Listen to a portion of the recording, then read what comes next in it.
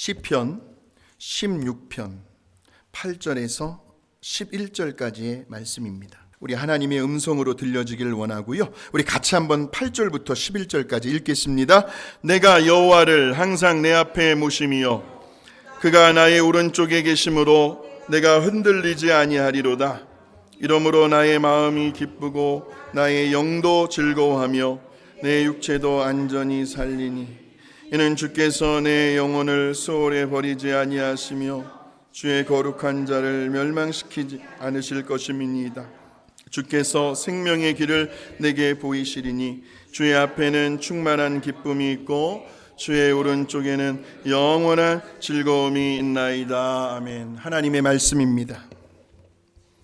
오늘은 성도의 기쁨은 어디에서 오는가라는 제목으로 은혜를 나누려고 합니다.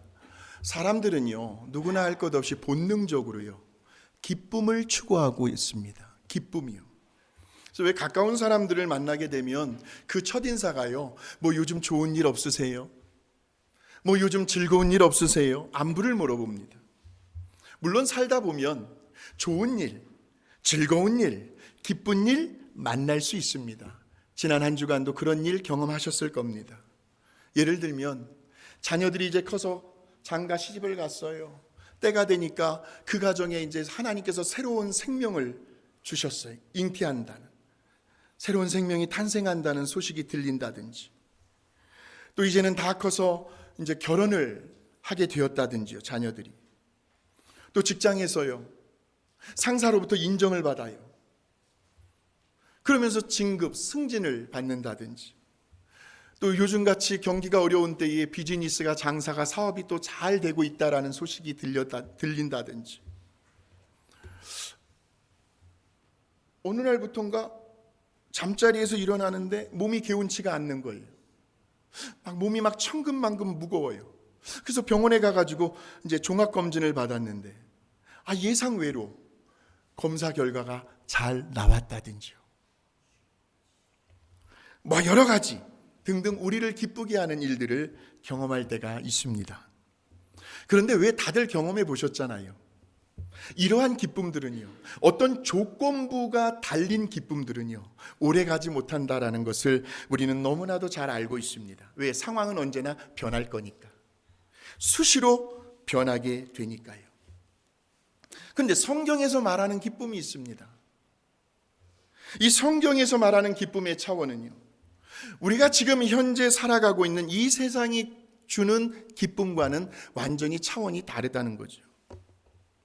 다시 말하면 그래도 소위 하나님을 믿는다고 하는 우리 성도들이 누릴 수 있는 기쁨은요, 그 기쁨의 근원, 그 출처가요, 어디에서 온다는 것쯤은 우리는 알고 있습니다.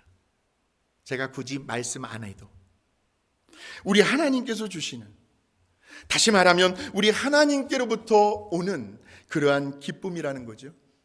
그래서 오늘 이 시편 16편, 이 저자인 다윗도 그 기쁨의 근원, 그 기쁨의 출처에 대해서 이렇게 고백을 하고 있습니다. 확인합니다. 시작. 내가 여호와를 항상 내 앞에 모심이여 그가 나의 오른쪽에 계심으로 이러므로 나의 마음이 기쁘고 나의 영도 즐거워하며 내 육체도 안전히 살리니 이는 주께서 내 영혼을 스올에 버리지 아니하시며 주의 거룩한 자를 멸망시키지 않으실 것임이니이다. 주께서 생명의 길을 내게 보이시리니 주의 앞에는 충만한 기쁨이 있고 주의 오른쪽에는 영원한 즐거움이 있나이다. 그랬습니다. 다윗은 언제나 항상이요, 그 여호와 하나님을 언제나 다윗의 맨 앞에 모시고 살았습니다. 다른 말로 하면 다윗은 늘 언제나 자기 자신을 우리 하나님의 그 임재하심 가운데 두었습니다. 그러니까 늘 느끼는 거예요. 하나님이 나와 함께 하신다. 가정에서 설거지를 할 때든, 가사 일을 할 때든, 농장에서 일을 하실 때든, 라이드를 하실 때든, 차 안에서든 어디에서든 하나님이 나와 함께 하신다. 그러한 임재 의식을 가지고 살았던 사람이 다윗이었습니다.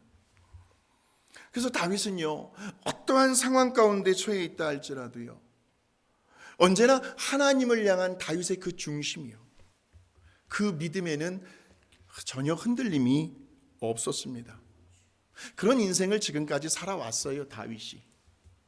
그래서 9절에 보니까 다윗의 그 마음 가운데 기쁨이 충만하고요. 그 전 걸 한번 보여주세요.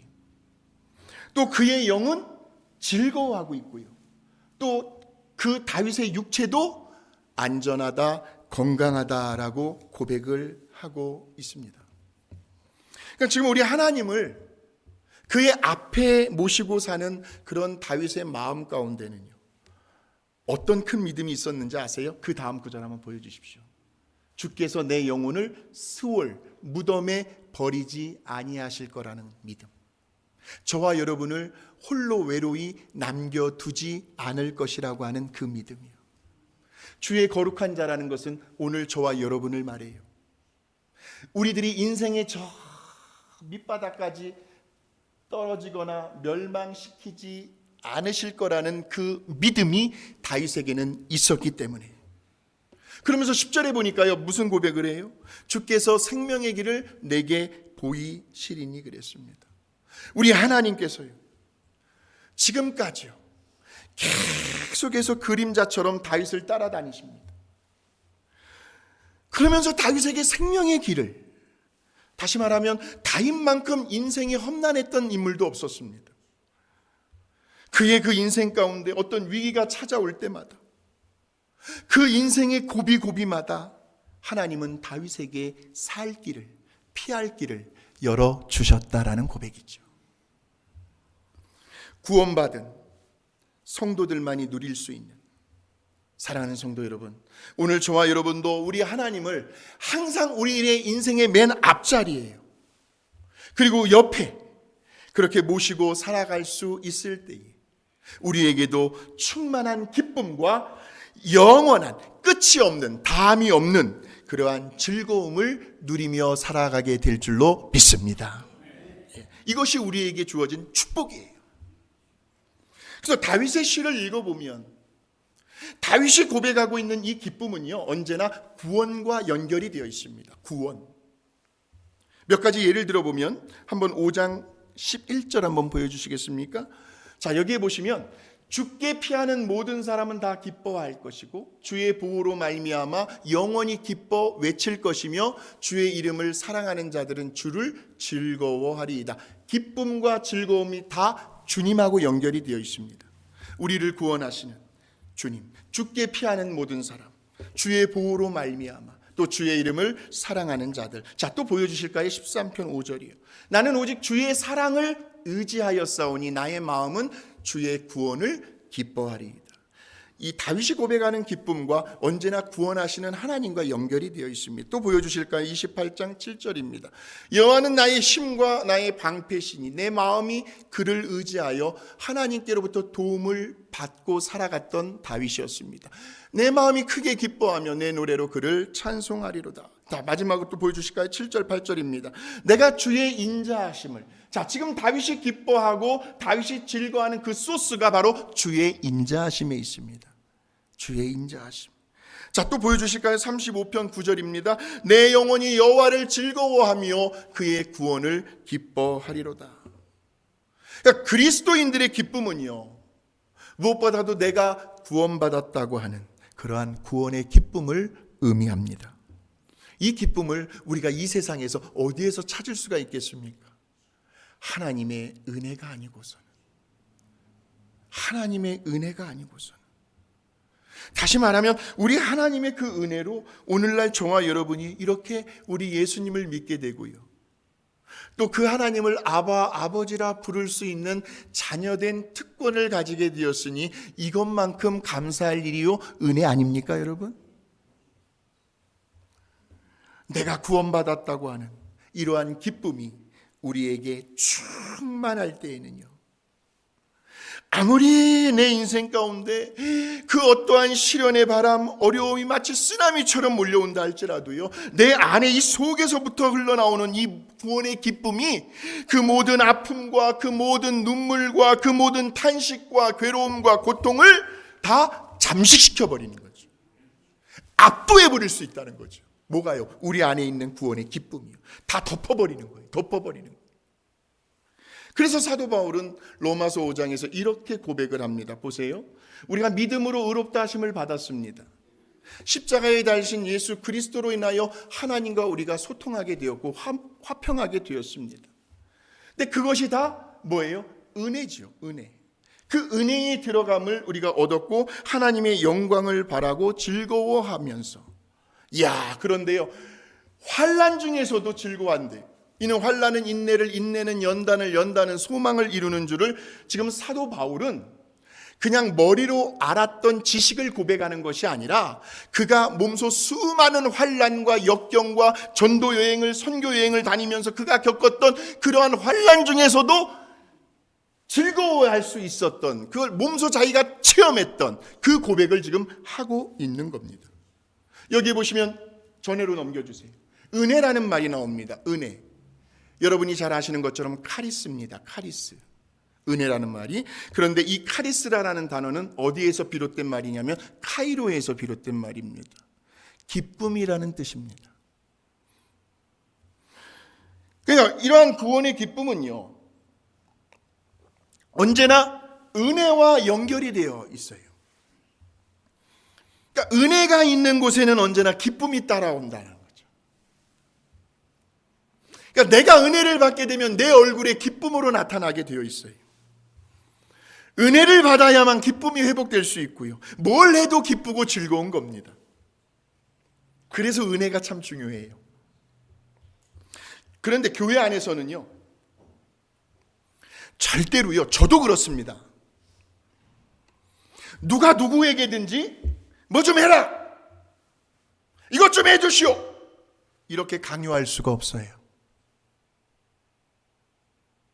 왜? 교회는 은혜로 세워진 교회이고 은혜로만 이끌어가는 교회이기 때문에. 뭐 세상 기업처럼요, 상사가요 밑에 사람한테요 명령해도요 시험 안 받아요. 왜? 그들은 다 돈으로 엮여 있기 때문에. 근데 교회는 아니라는 거죠. 교회만큼은 하나님의 은혜가 빠져버리면 교회는 교회가 아니라는 거죠. 그러니까 은혜가 있으면요, 내가 은혜를 받게 되면요, 그냥 알아서 자원하는 마음으로, 기쁨으로, 자발적으로 뭐든지 하게 되어 있다라는 거죠. 내가 예수님을 믿는다라는 말은 우리가 지금 구원의 은혜 아래 있다라는 말이에요. 그래서 저와 여러분이 오늘도 이 구원이라고 하는 은혜 아래 있기 때문에요. 무슨 어떤 환경 한번 생각을 해보면 지난 한 주간 여러분들의 상황을 떠올려 보십시오. 끔찍했을 겁니다. 아찔했을 겁니다. 그 달라 삶의 여건, 그 처지와 형편, 그 몸의 건강의 상태, 지난 한 주간도 병원 몇 번 다녀오셨습니까? 사람과의 관계, 어떤 신분, 경제적인 어려움, 자녀들이 커가는 문제, 다 장성한 아이들이 앞가림을 좀 해야 되겠는데 그 자녀로부터 오는 갈등, 고민, 내 자존감, 자격지심, 열등의식, 비교의식, 갱년기, 갱년기, 그리고 우울증, 불면증, 정신질환, 무기력증, 사람이 매가리가 없어요. 무기력해. 삶의 의욕이 상실돼 버려. 뭐 별별 등등이요. 뭐. 이 세상에서 누구나 다 경험할 수 있는 그 여러 다양한 종류 형태의 그 문제 속에 있다 할지라도 오늘 저와 여러분은 어디에 있기 때문이에요? 구원의 은혜 아래 있기 때문이에요. 이것만 우리가 명심할 수 있다면 우리는 언제든 기뻐하고 즐거울 수 있다라는 거죠. 상황에 상관없이 은혜만 받으면 돼요. 은혜만.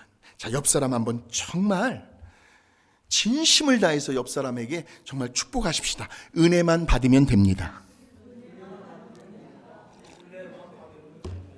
다른 거 다 필요 없어요. 은혜만 받으면 돼요. 예. 평범한 생활 가운데서뿐만이 아니라 여기에 보니까 환난 중에서도 즐거워한다라고 나와요. 환난 중에서도 즐거워할 수 있는 그러한 기쁨이 저 밖에서가 아니라 오늘 이 시간 우리 안에서부터 샘이 솟듯이 솟구쳐 오르는 그렇게 기쁨이 회복되시기를 주의 이름으로 축복합니다. 다시 한번 우리 3절과 4절 한번 보여주실까요? 시작. 우리가 환난 중에도 즐거워하나니 이는 환난은 인내는 연단은 소망을 이루는 줄 알미니라. 자, 여기에서 이 환난은요, 저와 여러분의 마음을 억누르는 것들, 짓누르는 것들, 지난 한 주간 여러분들의 마음을 눌렀던 것들이 뭐가 있습니까? 우리의 마음을 억누르는 것들. 답은 하나밖에 없습니다. 그렇게 우리의 삶의 자리에서 막 여기저기에서 우리의 마음을 막 짓누르려고 할 때에 답은 하나예요. 그 뒤에 뭐라고 나와요? 인내입니다. 인내요. 그냥 무조건 참아내는 거예요. 견뎌내는 거예요. 그래서 성령의 9가지의 열매들 중에서 오래 참음의 열매가 있습니다. 오래 참음의 열매. 사랑, 희락, 화평, 오래 참음. 자비, 양선, 충성, 온유와 절제. 오래 참음의 열매가 있어요. 그래서 이때의 인내는요, 여러 형태의 우리의 마음들을 억누르는 것들을 이겨낼 수 있는 능력이죠. 그래서 그렇게 인내를 통해서 결국 우리에게 찾아오는 것은 저와 여러분이 그동안 여러분 많이 맞을수록 강해집니다. 욕을 많이 들을수록 무슨 말이 있어요? 저 사람 오래 살겠다. 강해져요. 두들겨 맞을수록이요. 단련이 되어졌기 때문에. 그래서 인내 후에 하나님께서 우리에게 주시는 축복은 우리가 좀 더 강해졌다라는 거죠. 강해졌다. 영적인 항체, 영적인 면역력이 강화되어진 거예요. 옛날에는 누가 무슨 말하면 그냥 돌아서요. 나 안 나올래. 나 너무 괴로워. 그랬던 그 사람이요. 어떻게 바뀌냐면 서서히 어떻게 바뀌냐면 너는 해라. 나는 내 갈 길 간다. 믿음의 근육이 더 생겨지는 거죠. 영적인 맷집이 더 좋아졌다라는 거죠.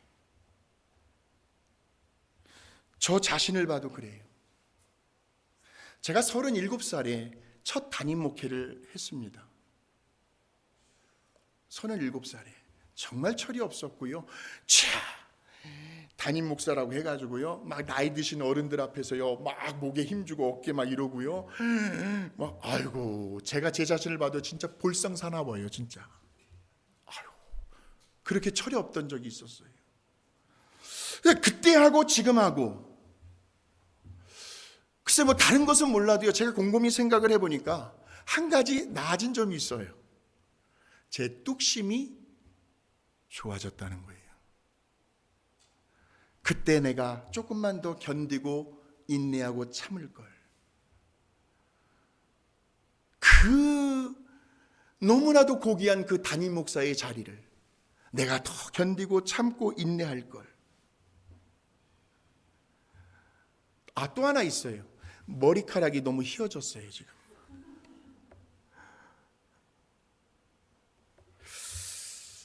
그러면서 이제 그 인내의 과정을 이렇게 연단의 과정을 지나고 나면요, 이제 우리에게는 소망이라고 하는, 너무나 여유가 있죠. 너무나 평화롭지요. 소망이라고 하는 그 아주 그냥 푸르른 평원에 서게 되는 거죠. 우리 예수님을 믿음으로요, 이미 은혜 가운데 들어간 성도들은 저를 포함해서 여러 다양한 환난의 과정들을 이제는 기쁨으로 이겨낼 수 있다는 말씀이죠. 바꿔 말하면 우리 속에서부터 생겨나는 그 기쁨이, 그 구원의 기쁨이 각종 여러 환난들을 능히 이겨낼 수 있게 한다라는 거죠. 저 초대교회의 그 성도들이요, 네로의 그 핍박을 비롯해서 얼마나 예수 믿는 일에 있어서 박해를 받았습니까? 그 초대교회 성도들이요, 정말 예수 믿는다는 이유 때문에 고통받은 거 여러분 한번 책을 통해서든 역사를 통해서도 한번 보세요. 야, 어떻게 저런 상황에서 견뎌낼 수 있었을까? 목에 칼이 들어 너 예수를 구주라고 고백하면 넌 그 자리에서 죽을 거야. 그럼에도 불구하고 그들은 예수 내 구주라고 고백하며 복음을 전하며 순교의 자리를 마다하지 않았던 그럴 수 있었던 원동력이 어디에서 나왔냐는 말이에요, 도대체. 그것이 바로 구원의 기쁨. 그들 안에서 이 구원의 기쁨이 충만했기 때문이에요. 그래서 우리 예수님도요, 제자들에게 이렇게 아주 신신당부를 하시는데 한번 보여주실까요? 너희에게 복이 있나니 기뻐하고 즐거워하라. 하늘에서 너희의 상이 큼이라. 너희 전에 있던 선지자들도 이같이 박해하였느니라. 예수님께서 알아주시겠다는 거죠. 또한 사도 바울은 그 당시 골로새 교회 성도들을 위해서 이렇게 중보 기도를 하고 있더라고요. 한번 보여주실까요? 자, 여기에 보시면, 자, 여기에서 사도 바울이 지금 강조하고 있는 것은 뭔가 모를 어떤 환난이 사도 바울에게 있었어요. 근데 견뎌야 합니다. 오래 참아야 합니다. 그런데 무엇으로요? 기쁨으로요. 그 사도 바울의 안에 있는 그 속에서부터 넘쳐나는 그 구원의 기쁨으로 참는 거예요. 그냥 견뎌내는 겁니다. 예. 그러면서 이번에는 고린도 교회 성도들에게도요, 그 당시에 사도 바울이 겪었던 그 수많은 환난 가운데서도 바울이 어떻게 기뻐할 수 있는지에 대해서 바울이 자랑을 하더라고요. 자기 고백을 하더라고요. 마치 간증과도 같은 이야기입니다. 한번 보여주실까요? 자, 시작. 나는 너희를 향하여 담대한 것도 많고 너희를 위하여 자랑하는 것도 많으니 내가 우리의 모든 환난 가운데서도 위로가 가득하고 기쁨이 넘치는도다 그랬습니다. 바로 이러한 환난 가운데에서도 견디게 하는 그 기쁨은요, 아무리 힘들고 아무리 우리의 삶에 역경의 바람이 몰아친다 할지라도 그 가운데서 기적을 만들어냅니다. 기적을 만들어내요. 그 기적을 사도 바울이 경험을 하는데 고린도 교회 성도들에게 보내는 편지에서 이 마게도냐에 있는 성도들에 대하여 이렇게 증언을 하고 있습니다. 고린도후서 8장 1절에서 2절이죠. 시작. 형제들아, 하나님께서 마게도냐 교회들에게 주신 은혜를 우리가 너희에게 알리노니 환난의 많은 시련 가운데서 그들의 넘치는 기쁨과 극심한 가난이 그들의 풍성한 연보를 넘치도록 하게 하였느니라 그랬습니다. 지금 마게도냐 교회 성도들에게 뭔가 어떤 여러 환난으로 인하여 많은 어려움과 시련을 겪고 있습니다. 그리고 그 마게도냐 교회의 성도들의 대부분은 모두가 다 가난한 사람들이었습니다. 극심한 가난이 그랬습니다. 여러분, 이러한 환난 그리고 이러한 경제적인 어려움, 가난 가운데 살아가는 사람은요, 대체적으로 보면 남의 일을, 남 걱정할 여유가 없습니다. 왜? 지금 내 코가 석자이니까요. 마음의 여유가 없어요. 아는데도 남을 돌아볼 수가 없어요. 그런데 그런 상황에서 이 마게도냐 교회 성도들에게 안타까운 소식이 들려온 겁니다. 그들의 맏을 철칙격인 예루살렘 교회의 성도들이 아주 극심한 흉년으로 인하여 지금 어려움을 당하게 되었다는 거예요. 고통을 겪게 되었다는 거예요. 초심으로 돌아가 보면 이 마게도냐 교회 성도들은 예루살렘 교회 성도들의 은혜를 입었던 교회입니다. 근데 이제 역으로요, 그래가지고 야, 우리도 어려운데 이거 우리가 가만히 있으면 되겠느냐 해가지고요, 그 마게도냐 교회 성도들이 다 십시일반으로 해요. 이게 중요합니다. 교회는 혼자서 할 수가 없어요. 모두가 다 십시일반으로 조금씩 모여서 최선을 다해서 구제헌금을 보내는데, 여기에 보니까 뭐라고 나와요? 풍성한 연보, 연보라는 건 헌금을 말합니다. 그것도 넘치도록이요. 자, 8장 3절입니다. 시작. 내가 증언하노니 그들이 힘대로 할 뿐 아니라 힘에 지나도록 자원하여 그랬습니다. 자원하여. 누구도 강요하지 않았어요. 우리 헌금합시다 하지 않았어요. 자원하여. 이것이 은혜죠. 전거 보여주세요. 비상식적이에요. 지금 비정상적입니다. 많은 환난 가운데에서 극심한 가난으로 찌들고 고생하고 있는 데서 어떻게 풍성한 연보가 넘치도록 그렇게 할 수 있었을까? 아이러니하고 미스테리죠. 그 답이 바로 그들 속에는 무슨 기쁨이요? 넘치는 기쁨이 있었기 때문에, 그 넘치는 기쁨은 바로 구원의 기쁨이었어요. 여러분, 우리들이 예수 믿고요, 구원받은 성도들이 누릴 수 있는 기쁨에는 언제나요? 우리의 가정, 우리의 생활 형편을 넘어설 수 있는, 우리의 각자의 가지고 있는 사정과 생각과 이성을 초월하는 능력이 있습니다. 능력이 있어요. 그래서 오늘날 우리들의 그 현실적인 삶이요, 우리들의 그 환경이 아무리 어렵고 힘들다 할지라도요, 그러나 우리는 구원의 은혜 아래에 있기 때문에, 우리 안에서 자꾸 이 구원의 기쁨이요, 자꾸 솟구치기 때문에 그 구원의 기쁨이 우리로 하여금 그 환경을 넘어설 수 있도록, 그것을 압도할 수 있도록, 그러면서도 초월적이면서 절대 긍정적인 창조적인 삶을 살아가게 해주는 원동력이 우리 안에 있는 구원의 기쁨이다라는 거죠. 그 증거가 빌립보서에 나오더라고요. 바울이요, 감옥에서 보낸 편지죠. 바울이 쓴 서신이 13권이 있는데 이 빌립보서가 다른 12권보다도 유난히 기뻐하라는 말이 많이 나와요. 기뻐하라. 아니, 감옥에서 어떻게 기뻐할 수 있겠는가? 바울이 감옥에 갇혀 있는 동안에 밖에서는 무슨 일이 벌어진 줄 아십니까? 여러분, 독불장군 없어요. 아무리 잘나고 유능해도요, 반드시 반대 세력은 있어요. 굳이 잘못하지 않았더라도. 바울을 그렇게 시기했던 사람들이 있습니다. 바울이 여러 교회들을 막 개척하고요, 막 개척한 교회마다 막 잘되고 하니까요, 바울을 막 질투하는 사람들이요. 그 사람들이 오히려 더 열심히 전도를 하고 있는 거예요. 전도를. 그것도 순수한 마음으로 전도를 하는 것이 아니고요. 누구를요? 바울을 시기하고 질투하는 그런 감정을 가지고요. 오늘날로 제가 표현해 볼까요? 사람들의 마음을 사는 거예요. 자기 편으로 끌어들여요. 야, 바울의 말 듣지 마. 그러면서 그렇게 바울을 비난하면서도 복음을 전해요. 이 소식을 바울이 감옥에서 듣게 됩니다. 여러분 같으면 어떻게 반응하시겠습니까? 저 같으면 또 어떻게 반응할까요? 바울이 반응하는 모습을 한번 보실까요? 그의 고백을 한번 들어보십시오. 빌립보서 시작. 그들은 나의 매임에 괴로움을 더하게 할 줄로 순수하지 못하게 다툼으로 그리스도를 전파하느니라. 그러면 어떠하냐? 거칠애로 하나 참으로 하나 무슨 방도로 하든지 전파되는 것은 그리스도니 이로써 나는 기뻐하고 또한 기뻐하리. 야, 누가요 저를 아주 그냥 난도질하고요, 막 저를 그냥 막 끌어내리려고 하고요, 막 저를 흔들려고 해도요, 근데 그 사람이 예수 그리스도의 복음을 전하고 있어요. 그러면 저는 어떻게 해야 합니까?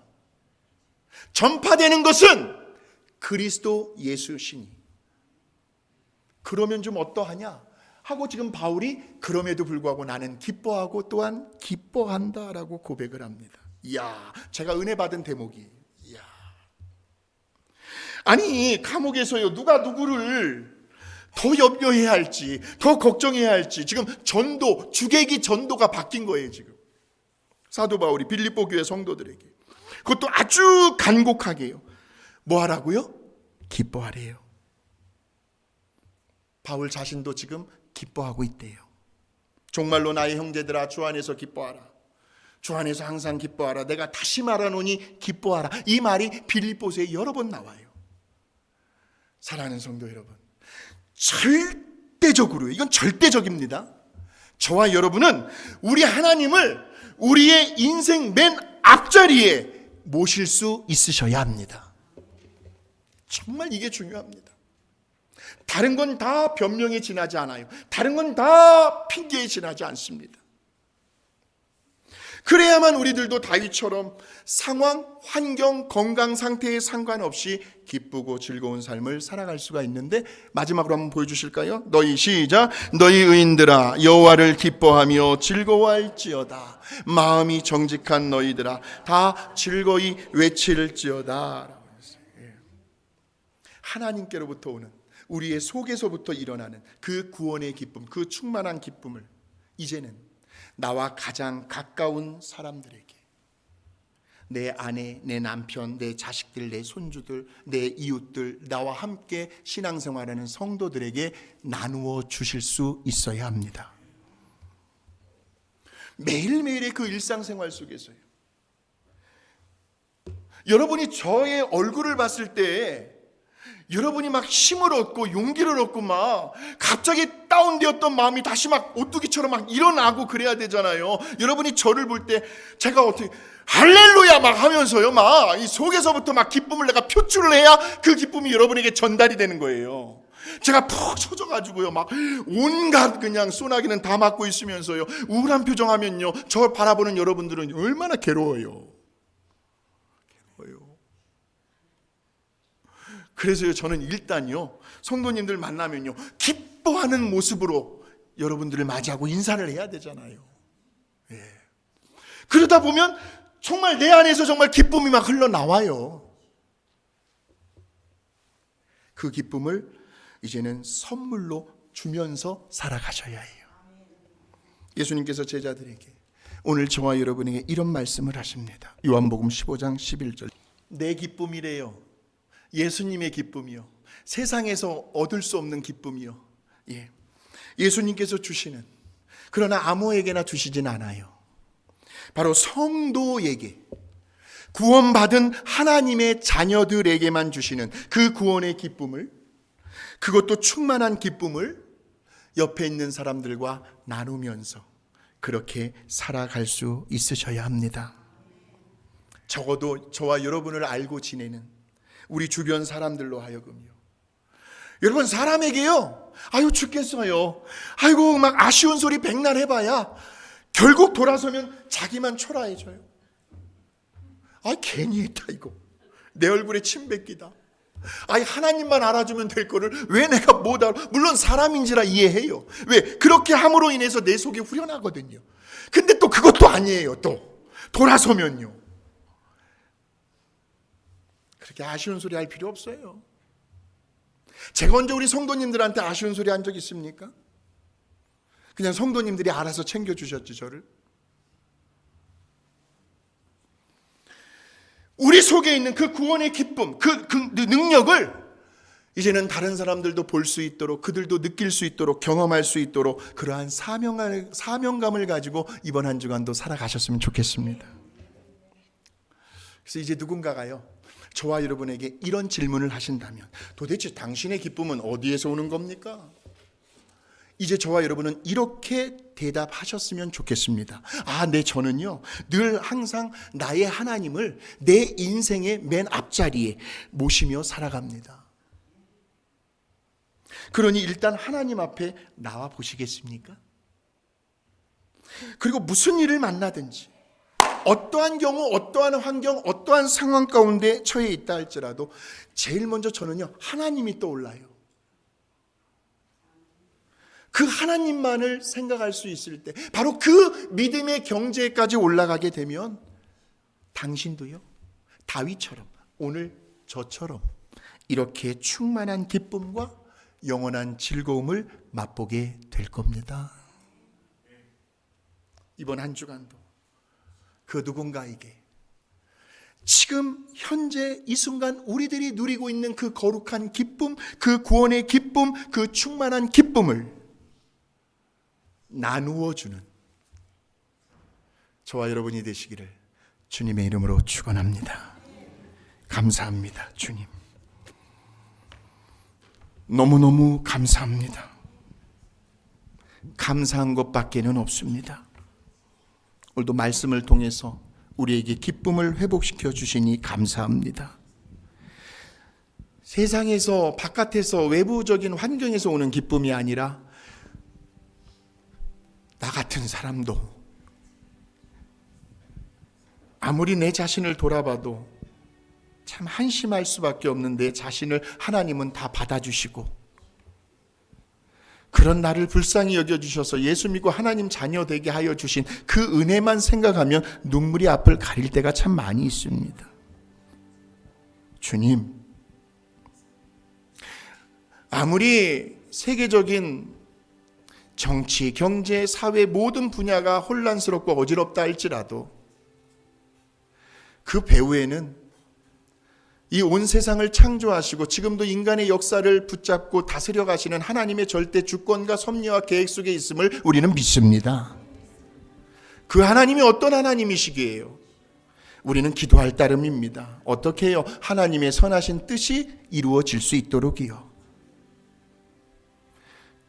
내가 구원받은 하나님의 자녀가 되었다라는 그 기쁨, 나만이 누리는 것이 아니라 내 사랑하는 남편에게도 아내에게도 자녀들에게도 가까운 이웃들에게도 나누어 줄 수 있는 그런 한 주간 살아가게 하여 주시옵소서. 아픈 성도님들 빨리 완쾌되게 해주시고, 아마 몸은 떨어져 있지만 마음은 오늘 이 자리에 있을 겁니다. 하나님, 우리의 힘으로는, 우리의 어떤 겉면의 말로는 어떠한 누구도 그 마음 생각을 돌이킬 수가 없습니다. 우리가 기도할 때 보이지 아니하는 하나님 성령님께서 일하고 계신다는 것을 우리는 굳게 믿기 때문에 우리 모든 성도님들 마음 평안하게 해주세요. 어려운 일 당하지 않도록, 아니 설령 당한다 할지라도 우리 안에 있는 구원의 기쁨으로 모든 것들을 다 압도하며 다스려 나갈 수 있도록 하나님 인도하여 주시옵소서. 주님 사랑합니다. 주님 감사합니다. 이번 한 주간도 우리 성도님들 주님 도와주세요. 예수님의 이름으로 기도하옵나이다. 아멘.